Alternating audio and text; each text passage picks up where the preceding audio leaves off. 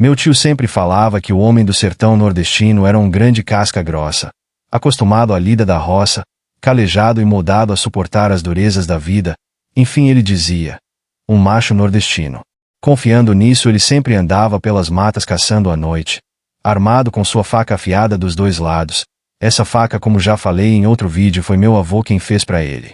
As pessoas o aconselhavam a não ficar vagando naquele mato, pois tinha onça parda e onça pintada, e ele sorria, dizendo que onça era apenas um gato que cresceu muito, mas sua faca podia deixar a onça pequena. Os cachorros começaram a acuar um bicho diferente que já havia matado alguns bodes. Meu tio cismou de caçar o bicho. Mas que bicho era esse? Ele se perguntou quando naquela noite de lua cheia o encontrou com um bode na boca. Não era um cachorro, não era um lobo, não era um homem. Era um lobisomem que tinha os joelhos para trás e orelhas grandes. Meu tio paralisou, esqueceu que era um macho nordestino e mijou nas calças. Mas ficou firme, pegou sua faca benzida e partiu para o confronto.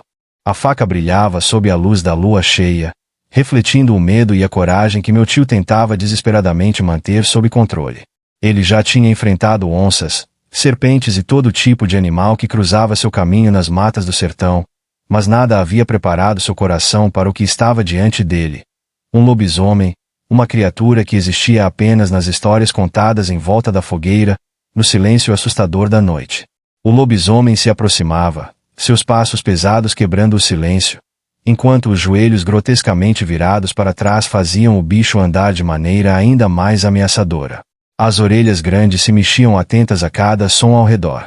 Meu tio estava paralisado, as pernas pesadas como chumbo, mas a mão firme na faca que ele segurava com toda a força que restava. O lobisomem, rosnando com os dentes à mostra, deu um salto em direção ao meu tio. No último segundo, ele conseguiu desviar, rolando no chão seco do sertão. O impacto da fera no lugar onde ele estava fez a terra tremer. Os cachorros que o acompanhavam corriam em círculos, latindo desesperados, mas sem se atrever a atacar. Ainda de joelhos, meu tio se levantou com a faca pronta. O lobisomem se voltou para ele, seu olhar vermelho fixo, e rosnou de novo, como se estivesse zombando do medo do homem que o enfrentava. Com um grito que parecia sair das profundezas de sua alma, meu tio atacou. A faca cortou o ar, e o metal abençoado se cravou no braço da criatura. O lobisomem soltou um urro ensurdecedor, sua pele se rasgando com facilidade diante do fio afiado. Mas, em vez de recuar, a fera ficou ainda mais furiosa. O lobisomem, agora com o braço sangrando, avançou novamente. Meu tio, embora tremesse por dentro, não podia recuar. Era matar ou morrer. A faca benzida parecia sua única esperança, e ele sabia que aquele confronto não poderia durar muito. Estava cansado, e cada vez que a criatura se movia, seus instintos de fugir gritavam mais alto. O lobisomem saltou outra vez, e dessa vez, meu tio não conseguiu desviar totalmente. A garra da fera arranhou seu ombro, rasgando a camisa e a pele, fazendo o sangue escorrer pelo seu braço. A dor era aguda, mas ele não tinha tempo para pensar nela. Em um movimento rápido, girou e acertou a perna da criatura com a faca. O lobisomem gritou, sua voz ecoando pelas árvores e pelo sertão, mas não caiu. Mesmo ferido, ele continuava a lutar, determinado a vencer. Era como se o próprio sertão estivesse testando meu tio, desafiando sua crença de que ele era um macho nordestino, capaz de enfrentar qualquer perigo. A luta continuou por mais alguns minutos que pareciam horas. Ambos estavam feridos, exaustos, mas nenhum se rendia. Foi então que, em um último esforço, meu tio conseguiu cravar a faca profundamente no peito da criatura. O lobisomem recuou, como se não acreditasse que aquele homem simples do sertão tivesse conseguido feri-lo tão gravemente. Seu corpo, grande e grotesco, começou a se contorcer. A luz da lua cheia parecia brilhar ainda mais forte sobre ele. Os olhos vermelhos começaram a perder o brilho, e aos poucos, a criatura começou a encolher. Meu tio observava, sem entender o que estava acontecendo. O lobisomem, que antes era uma fera indomável, agora se transformava em algo diferente, algo mais humano. Quando a transformação terminou, o corpo do lobisomem não era mais de uma criatura monstruosa, mas o de um homem comum. Um homem que meu tio reconhecia do vilarejo. Era José, o rapaz quieto que vivia sozinho na beira do rio. Todos conheciam José, mas ninguém sabia o que ele escondia nas noites de lua cheia. Meu tio caiu de joelhos, exausto, enquanto tentava processar o que havia acontecido. Havia matado um monstro, mas também um homem. O peso da realidade caiu sobre ele como uma pedra. Ele se perguntou se havia feito o certo, se aquilo era mesmo uma maldição ou apenas uma tragédia inevitável. O amanhecer chegou lento, trazendo com ele o canto dos pássaros e o calor do sol do sertão. Meu tio permaneceu ali, ajoelhado ao lado do corpo inerte de José, a faca ainda cravada no peito dele.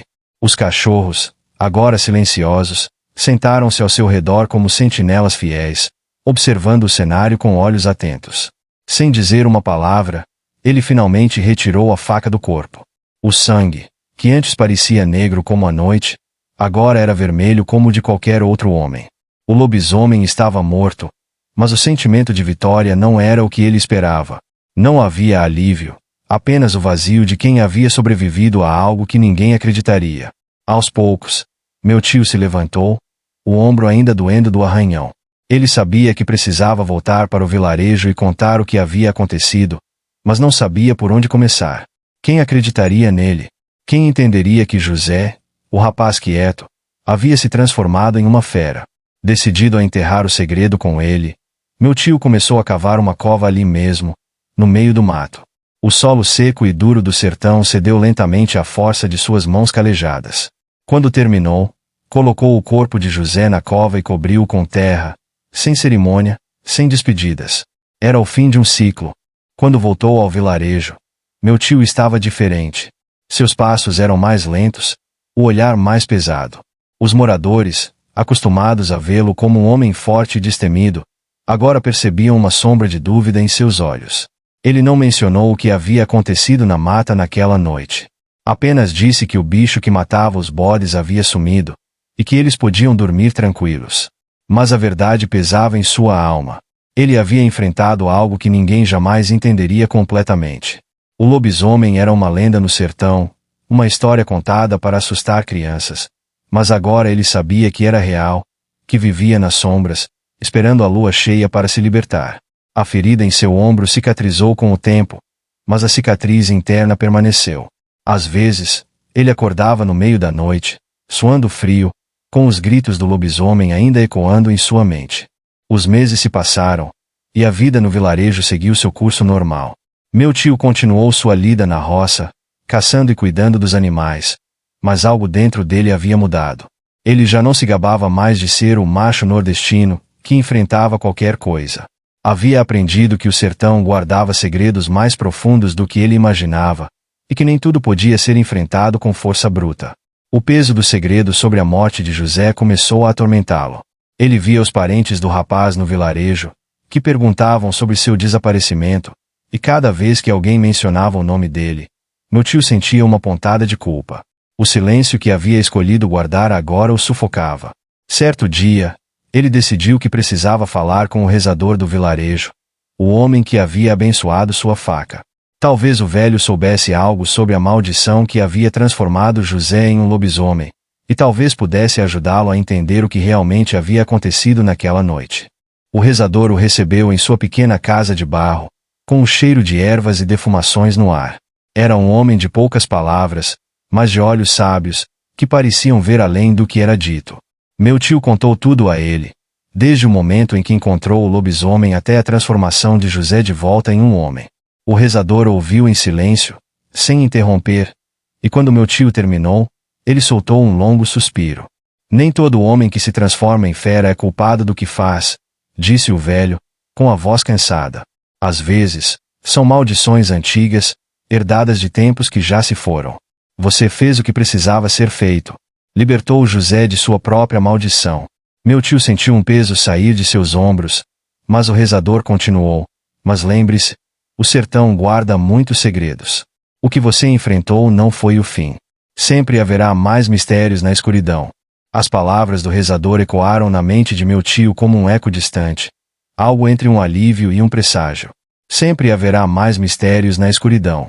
O velho sabia do que falava, e embora tenha dito que José foi libertado de sua maldição, ele também deixará claro que o sertão era uma terra de segredos insondáveis, onde o sobrenatural andava de mãos dadas com o cotidiano.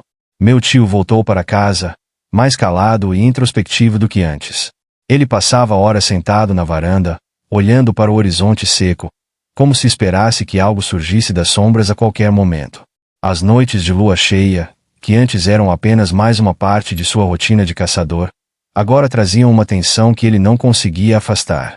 Mesmo que tivesse vencido o lobisomem naquela noite fatídica, sabia, em seu íntimo, que o sertão nunca deixava um homem sair ileso de suas histórias. O desaparecimento de José ficou como um sussurro entre as famílias da região, mas ninguém suspeitava da verdade. As pessoas aceitaram que o rapaz tinha simplesmente ido embora, como muitos faziam quando o sertão se tornava pesado demais para suportar. Mas meu tio sabia melhor. Sabia que o sertão não apenas testava homens como ele, mas também os marcava para sempre. Os meses seguiram-se tranquilos, e a vida no vilarejo parecia retomar sua normalidade. Meu tio, no entanto, nunca mais vagou pelas matas com a mesma despreocupação de antes.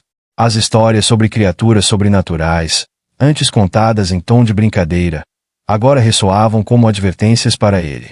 Certa noite, uma nova lua cheia se ergueu no céu.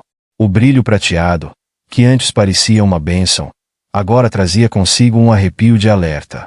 Os cachorros começaram a latir mais cedo do que o normal, seus latidos agudos cortando o silêncio da noite. Algo estava diferente. Havia um cheiro no ar, algo entre o medo e a ameaça, e meu tio, que já havia sentido isso antes, levantou-se de imediato. Sem saber exatamente por quê, pegou a velha faca benzida e saiu de casa. O instinto o guiava. Os cachorros o seguiam de perto, latindo freneticamente. Eles não estavam apenas acuando, estavam com medo. A lembrança da luta contra o lobisomem voltou com força total, e ele se viu novamente naquela mesma tensão, com o coração batendo forte no peito. Os cachorros conduziram meu tio para uma área mais densa da mata, onde ele costumava caçar. Quando chegaram a um pequeno vale, ele percebeu algo estranho. Um som, baixo e quase imperceptível, ecoava entre as árvores. Era como um lamento. Meu tio caminhou com cautela, o coração apertado pela tensão. Ao se aproximar de uma clareira, viu algo que o fez parar de repente. Ali, iluminado pela luz da lua cheia, estava José, ou pelo menos, o que restava dele.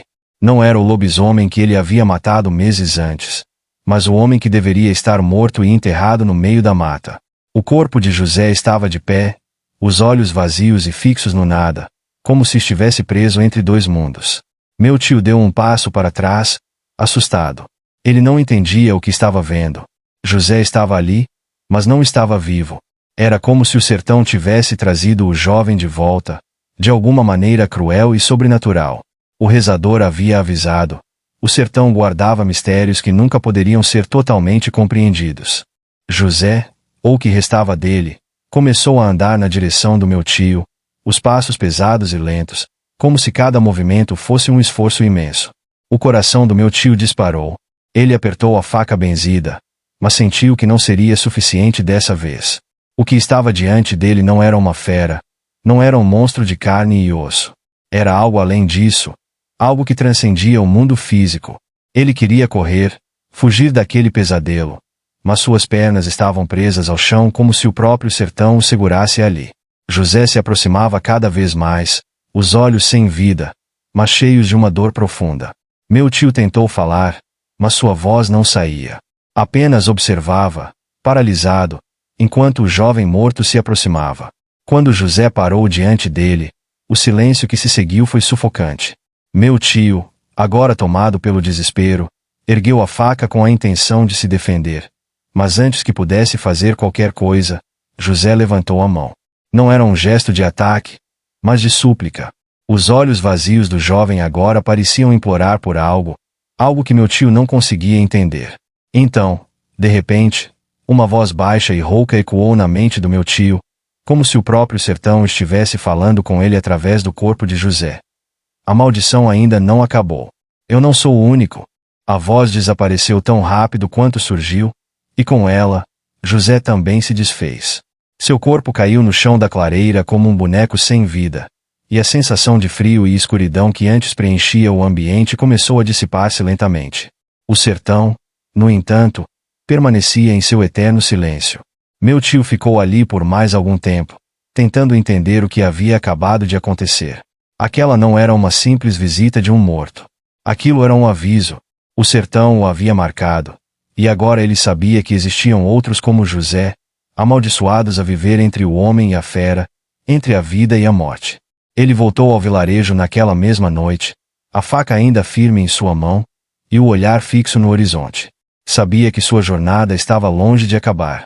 O sertão havia mostrado apenas uma fração de seus segredos, e meu tio sabia que, cedo ou tarde, teria que enfrentar mais dessas criaturas que se escondiam sob o véu das lendas e do folclore. As noites de lua cheia nunca mais foram as mesmas. A cada ciclo, meu tio se preparava, a faca benzida sempre à mão, os cachorros sempre alertas. Ele sabia que o sertão o chamaria novamente. E quando isso acontecesse, ele estaria pronto para enfrentar o que quer que viesse das sombras, pois agora, ele compreendia. O sertão nunca esquece, e aqueles que carregam seus segredos também não podem fugir. Anos se passaram, e as histórias sobre o lobisomem que rondava o vilarejo foram se apagando, substituídas por outras lendas, outras criaturas. Mas o nome do meu tio ficou marcado na memória dos que viveram aquela época. Ele se tornou uma lenda viva, o homem que enfrentava o sobrenatural de peito aberto, armado apenas com uma faca e sua fé no desconhecido. O sertão, com todos os seus mistérios, continuava a mudar homens e suas histórias. E meu tio, o macho nordestino, tornou-se parte dele para sempre, lembrado como o homem que enfrentou a escuridão e sobreviveu. Mas ele sabia, mais do que ninguém, que o sertão nunca dá uma trégua definitiva. Era apenas uma questão de tempo até que o chamado do sobrenatural ecoasse novamente. Agora se inscreva no canal e deixe o gostei se não vou atrás de tu, cabra.